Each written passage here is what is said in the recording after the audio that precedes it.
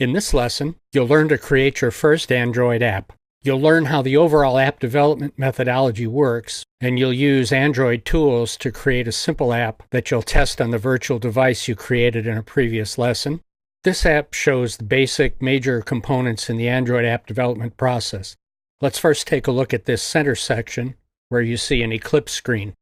The Android development process is built around the development tools you learned about in previous lessons, accessed via the drop-down menus and toolbar buttons.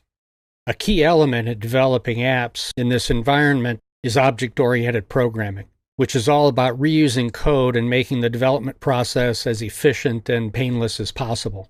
Using object-oriented programming techniques will leverage to the maximum extent possible existing sources of program code shown here on the left. Because code reuse is a dominant feature of Android and object-oriented programming, you'll often begin developing an app or a part of an app using existing code from sources such as those you see here. This will be the case with the app we'll develop in this lesson. But let's take a quick look at these code sources. Wizards and refactoring are software tools that can generate or rework code. You'll use a wizard in this lesson to generate a start at your first app. Sample apps are provided by Google on the Android website, by us for this course, and they can also be found at other sources on the web. The same is true of sample code, except that they're pieces of an app instead of the whole thing. Java and Android libraries provide the base code for the core functionality of Android. Other libraries supporting other APIs are also available. Hand code is the terminology I'm using for code you'll write yourself, and this code can also be reused.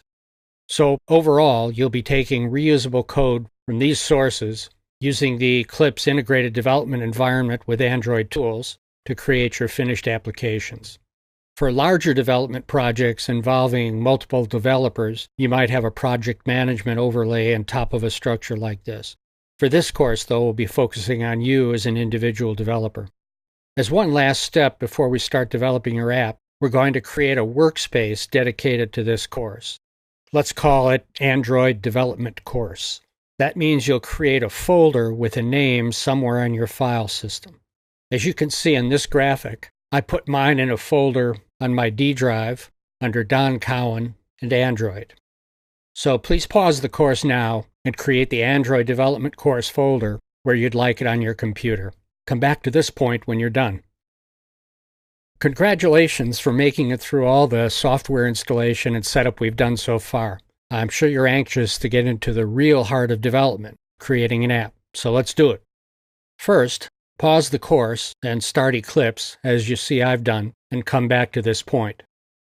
Make sure you're in the workspace you just created. If not, click on File, switch Workspace, and browse until you find your Android Development Course folder and switch to that workspace. It's a new workspace, so you might be seeing a welcome screen that looks like this.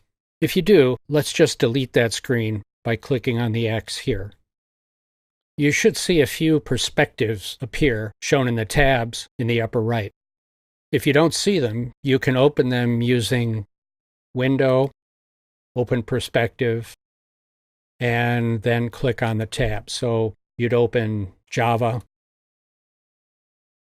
and you can open the debug perspective. Let's go back to Java.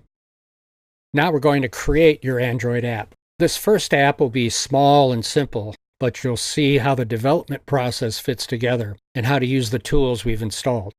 So to begin, click on File, New, and then click on Android Application Project. And you should see this screen appear.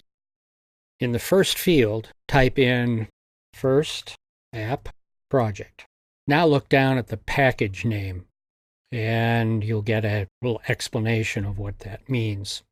This sequence of 3 qualifiers is used to manage your app. So these 3 qualifiers, in this case, example.firstappproject, is used to manage your app, including in the Google Store.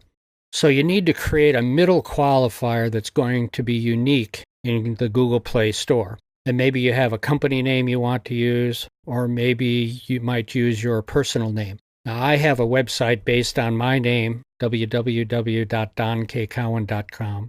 So I know that Don K. Cowan will likely be unique. Now here's what you can do to check for uniqueness in Google Play. Let's bring up a browser with Google Play in it, and using the search box, key in the name that you think you'd like to use. In my case, I'm going to put in my name. It's safer to put it in quotes. And when you've done that, search on the name, and hopefully you'll see it come up with nothing. We couldn't find anything for your search. That means that that name isn't being used for the moment. So you might want to pause the course now, choose a name, and check it on Google Play for availability. Once you've done that, come back to the new application wizard, and in that middle qualifier, put the name you've chosen. In my case, my name. Now drop down and click on the minimum required SDK. As you can see in the explanatory message below, this is the lowest version of Android your app will support. The lower you go, the more devices your app will run. As the message says, if you use API 8, Android 2.2 Froyo, you'll reach 95% of all devices. On the other hand, the lower you go, the fewer features will be available for you to use. So let's pick, for now, API 14. Now click on the next button, the Target SDK. This is the highest version the app is known to work with.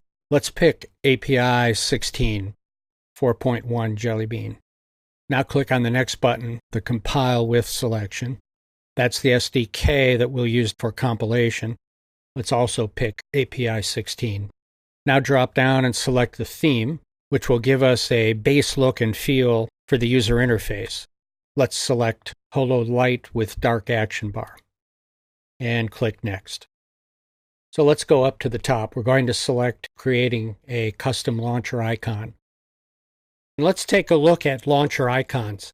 The custom launcher icon is the icon image that appears on the user home screens to represent the application. It's the icon that the user taps to start the app. Now back to the wizard. We're going to have it create an activity. We're not going to mark this project as a library, which would be used by multiple apps. Let's leave that unchecked. We're going to let it create the project in the workspace that we're working in at the moment, which is the Android course workspace. And we'll leave this unchecked. Working sets are ways to group your applications so that you only see a portion of them in the Package Explorer. Let's leave that unchecked for now. And we'll click Next. This screen shows how the launcher icon is being configured. We'll leave it the way it is. You can always create custom icons later, and we'll look at that in a future lesson. So click Next, and choose the blank activity. Next.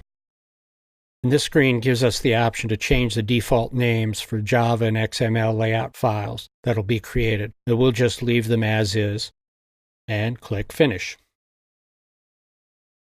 Notice these red X's here. These indicate errors, and you notice that they just disappeared. What happened is the system needs time to do all the setup and verification, and if the X's remained, it would indicate that you had real bugs in your program, and you would have to go into debugging and find out what the problem is. But they're gone now, so everything looks okay. So now let's fire up the app on our virtual device. If you don't already have your virtual device running, we're going to start it now. So click on your Virtual Device Manager, select the AVD for Course 5.1 in WVGA, and click Start and Launch. Now go back to Eclipse, close this screen, and click on the Debug button right there. And you might see this screen come up, which is asking you to choose which device to use. I happen to have two instances of the virtual device running, so I'm going to click on that one. And there's our app. As you can see, it's a simple app, just displays the text Hello World and an action bar at the top. So there you have it, your first Android app. Yes, it's true you haven't done any actual coding yet, but don't worry, that's coming up soon. And remember, many apps start the way yours has, using existing or generated code as a foundation from which to begin.